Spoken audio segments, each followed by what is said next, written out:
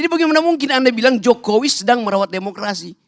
Dia memberantakkan demokrasi, itu intinya. Saya pertanggungjawabkan jabatan saya sebagai anggota Gak DPR. bisa begitu. Sebentar bang, sebentar bang. Standar kita adalah Nasir, Hatta, Syahrir. Kalau Anda di bawah Sebentar, itu, Bang. Anda pergi dari Sebentar. demokrasi itu.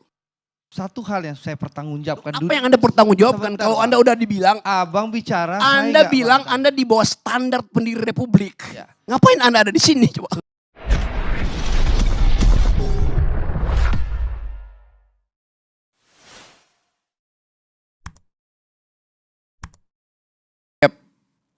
Minggu saya di LBH dulu. Penasehat politik Buyung Nasution. Setiap kali kita diskusi, datang polisi dari Kramat 5, dulu polisi dan tentara masih sama, Kremlin kita sebut. Dia masuk ke ruang diskusi, ada Malik. Dia naik di atas meja dan dia bilang, demi undang-undang saya bubarkan diskusi ini. Orde Baru pakai demi undang-undang. Dia sah bubarin itu. Undang-undangnya subversif memang. Tapi dia pakai undang-undang. Kalau sekarang rektornya ditelepon, jangan terima Rocky Gerung untuk diskusi itu. Anda lihat. Jadi kalau Anda bilang Jokowi merawat demokrasi, Jokowi tiba ketika Indonesia udah demokratis, saudara Andre itu. Jokowi nggak ada di mana-mana ketika Anda di Uber-Uber itu. Jadi bagaimana mungkin Anda bilang Jokowi sedang merawat demokrasi? Dia memberantakkan demokrasi, itu intinya. Coba, ada pepatah bilang begini. We choose joy and sorrow long before we experience them. Kita memilih kegembiraan atau kesusahan jauh sebelum kita mengalaminya. Kalimat itu, Anda tahu kalimat itu siapa yang ucapkan? Yang ucapkan itu adalah Gibran. Yang nama depannya Kahlil.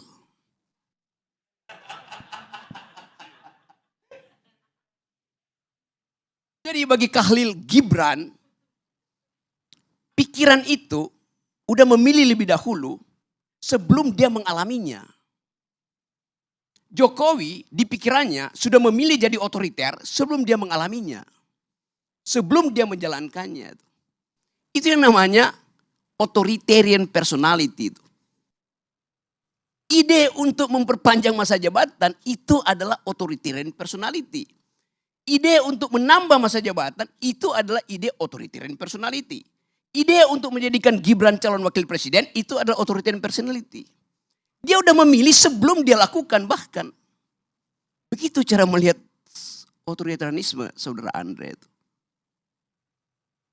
Jadi kalau Anda sebut-sebut dari awal bahwa ya ini ya Jokowi ya demokratis. Lo otaknya itu dari awal otoritarian. Itu dasarnya. Hitler menyembunyikan kebengisannya sebelum jadi pemimpin. Hitler dipilih secara demokratis. Itu pentingnya belajar sejarah saudara Andre itu. Pengetahuan Anda kurang sekali soal demokrasi itu. Iya saya mau terangkan itu. Jadi hentikan segala macam cawek-cawekmu itu. Akan kelihatan Anda dungu kelihatannya tuh. Serius saya katakan itu. Ini akan pengaruhi. Kalau Anda masih begini terus saya kampanye di wilayah Anda di Padang itu. Jangan pilih Andre. Karena dia tidak setajam pikiran Sultan Syahrir. Tidak setajam pikiran Natsir. Tidak setajam pikiran Buya Hamka. Itu masalahnya. Saya lanjut sedikit ya. Ya tapi you gak ngerti itu isi demokrasi itu. Itu soalnya. Oke. Coba kita lanjut sedikit. Memang Indonesia gak ada dinasti. Karena semuanya dipilih. Oh iya. Dinasti itu darahnya biru. Yang sekarang bukan dinasti. Karena darahnya kotor. Kotoran itu ada di pikiran Pak Jokowi dari awal. Semua yang kita pernah bayangkan itu akhirnya ditemukan faktual oleh majalah Tempo. Semua yang kita janjikan sebagai perubahan dibatalkan oleh gerakan mahasiswa yang dengan satu kalimat, kami muak.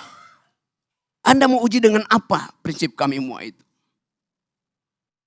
Jadi ini bagian di mana bangsa ini, kalau kita sebut apa sebetulnya yang terjadi, this is the beginning of the end. Awal dari berakhirnya. Tapi Anda katakan Jokowi masih elektabilitasnya tinggi, Jokowi masih likability-nya 80%. Ya sama kayak Lilin. Lilin itu sebelum dia mati, dia menyala terang itu. Lalu peng, mati. Itu poinnya tuh. Jadi saya bukan mau uji, saya mau beritahu bahwa kalau kita sembunyikan soal-soal yang tadi etik itu, kita masuk dalam tukar tambah tuh. Machiavelli bilang begini. Kebusukan kekuasaan bukan pada penggunaan fisik kekuasaan, tapi pada pengkhianatan itu. Pada penipuan. Itu semua soft powernya Jokowi.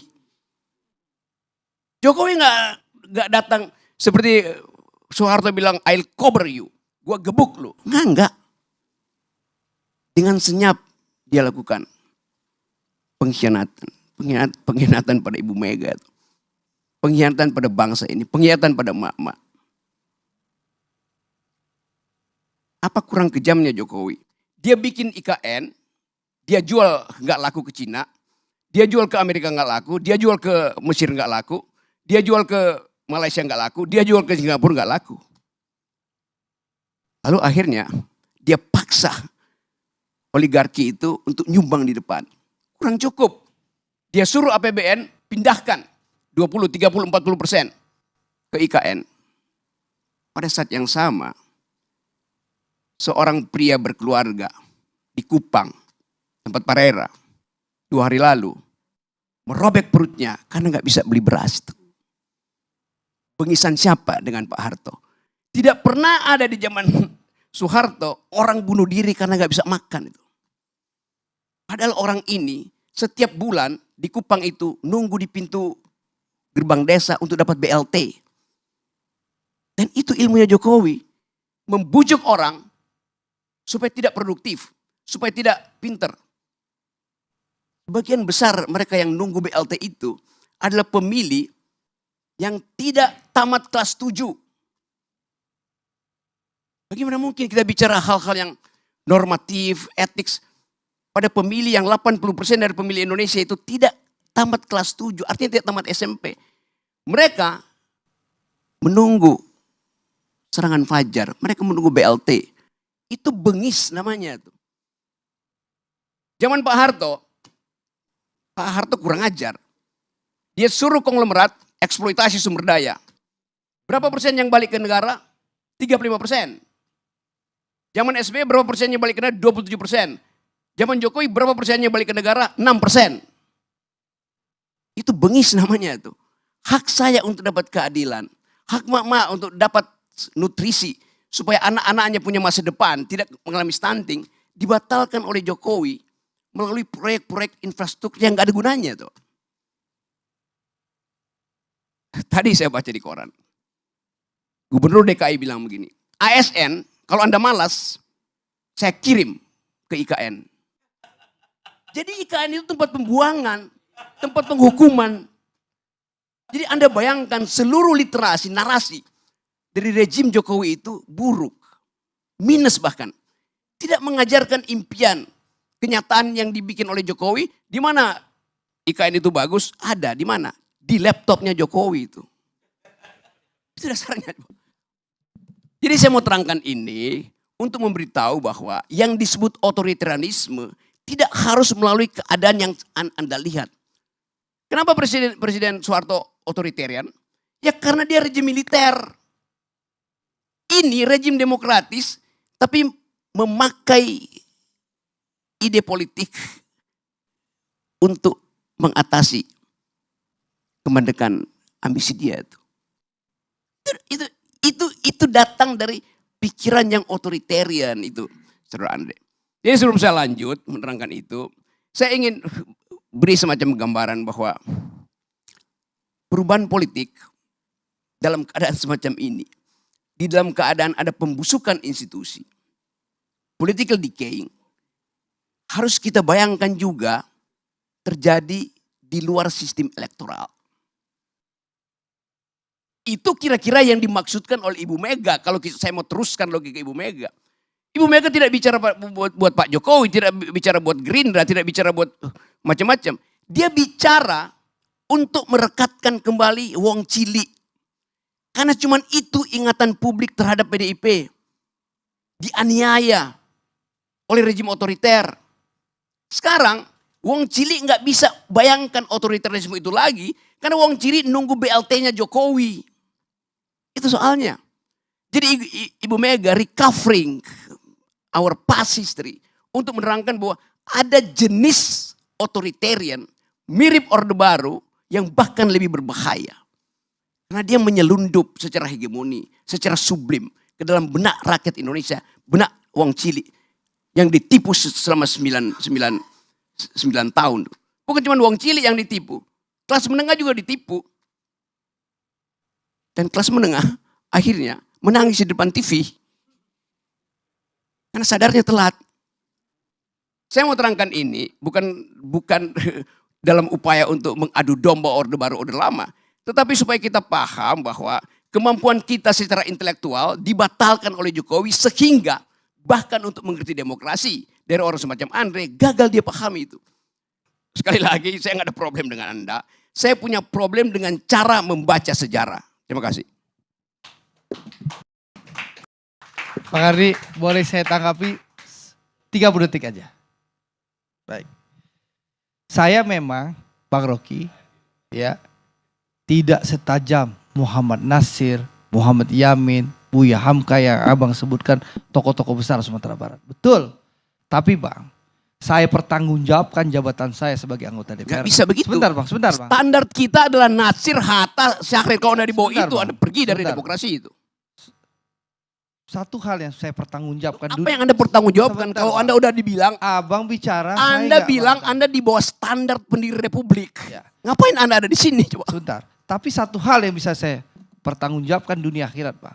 Ini bukan soal dunia Sebentar. akhirat, ini soal Nah, ide ini republik, ide demokrasi. Abang maunya didengar saja. Tidak, Tapi tidak Anda mau sendiri udah mendengar. mengaku Anda di Sebentar. bawah standar. Ngapain Anda bicara Sebentar. lagi? Saya nggak dengar orang di bawah standar. Saya ingin menyampaikan, ini hak saya bicara. Tolong hormati dong perbedaan pendapat. Bukan Anda Nah, dari tadi. saya ingin sampaikan satu hal. Apa yang Anda mau Saya sampaikan? pertanggungjawabkan jabatan saya, kinerja saya boleh diadu sama anggota DPR dari seluruh Sumatera Barat.